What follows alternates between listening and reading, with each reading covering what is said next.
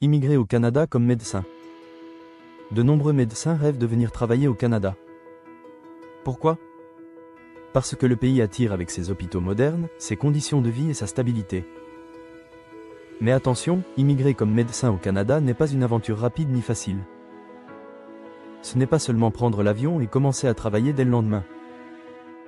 Il existe un parcours précis, avec des étapes parfois longues, qu'il faut comprendre avant de se lancer. Dans cette vidéo, nous allons découvrir ensemble, étape par étape, ce qu'il faut vraiment savoir pour exercer comme médecin au Canada. Le besoin de médecins au Canada. Le Canada manque de médecins, surtout dans les petites villes et les régions rurales. Les hôpitaux et cliniques recherchent du personnel médical qualifié pour répondre à la demande croissante. Vieillissement de la population, augmentation des maladies chroniques, départ à la retraite de nombreux médecins. Tout cela crée un vide. Pour les médecins étrangers, cela peut sembler une opportunité en or. Mais attention, même si le Canada a besoin de vous, le pays exige que vous soyez parfaitement qualifié et reconnu selon ses propres normes. Le besoin est réel, mais la sélection est sérieuse. La reconnaissance des diplômes. Avoir un diplôme de médecine étranger ne signifie pas qu'il est automatiquement accepté au Canada. Le pays veut s'assurer que tous les médecins qui pratiquent respectent les mêmes standards de qualité et de sécurité pour les patients. C'est pourquoi, même si vous êtes diplômé d'une grande université à l'étranger, il faudra vérifier si votre formation est reconnue. La reconnaissance du diplôme n'est pas un simple tampon. C'est un processus avec des étapes, des documents et parfois des examens supplémentaires. En clair, le Canada veut que vous prouviez vos compétences, peu importe votre expérience passée. Le rôle du Conseil médical du Canada. Le Conseil médical du Canada, appelé CMC, joue un rôle central. C'est l'organisme responsable d'évaluer et de reconnaître les médecins formés à l'étranger. C'est lui qui établit les règles, organise certains examens et décide si vos qualifications sont comparables à celles d'un médecin formé au Canada. Si vous voulez pratiquer, vous ne pouvez pas éviter le CMC.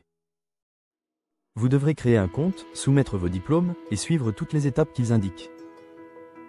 Le CMC agit comme un filtre, pour garantir que seuls les médecins qui respectent les standards canadiens obtiennent le droit d'exercer. Les examens à passer. Le parcours d'un médecin étranger au Canada comprend des examens importants. Le premier est souvent le ACMC, partie 1, qui teste vos connaissances médicales théoriques. Il peut aussi y avoir l'examen pratique, le ACMC partie 2, qui évalue vos compétences cliniques. Ces examens sont difficiles et demandent une bonne préparation. Ils sont conçus pour vérifier si vos connaissances correspondent à celles attendues d'un médecin canadien. Réussir ces tests est un passage obligatoire. Même si vous avez des années d'expérience, vous devez montrer que vous pouvez soigner un patient au Canada selon ces normes précises. Le permis d'exercice. Au Canada, on ne peut pas travailler comme médecin sans un permis d'exercice. Ce permis est délivré par l'ordre des médecins de chaque province ou territoire. Cela signifie que même si vous êtes reconnu par le Conseil médical du Canada, vous devez aussi convaincre l'ordre provincial. Chaque province a ses propres critères et procédures. Par exemple, exercer au Québec n'est pas la même chose qu'en Ontario. Le permis est une garantie, il prouve que vous avez le droit légal de soigner des patients au Canada. Sans lui, vous ne pouvez exercer comme médecin.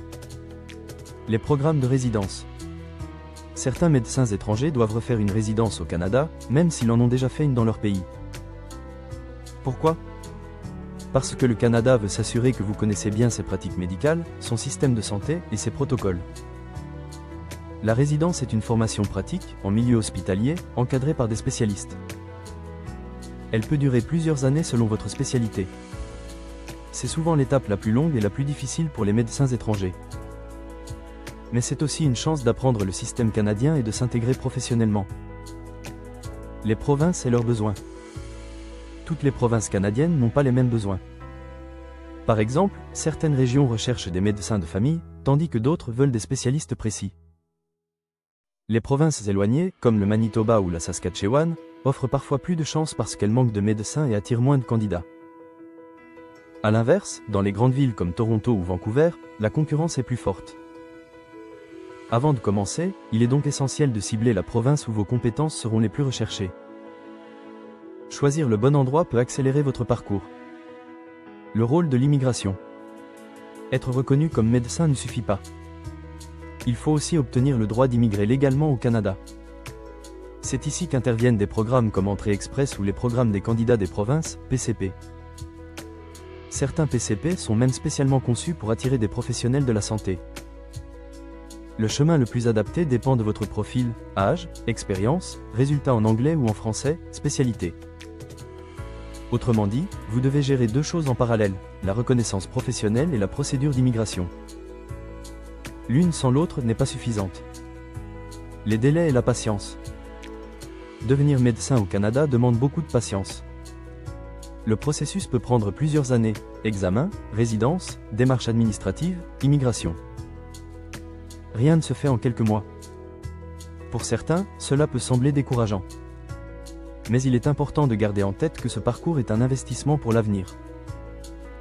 Le Canada veut des médecins compétents, bien intégrés et stables. Si vous êtes prêt à patienter et à persévérer, votre projet peut aboutir. L'impatience est souvent l'erreur qui fait abandonner. La clé, c'est la préparation et la constance.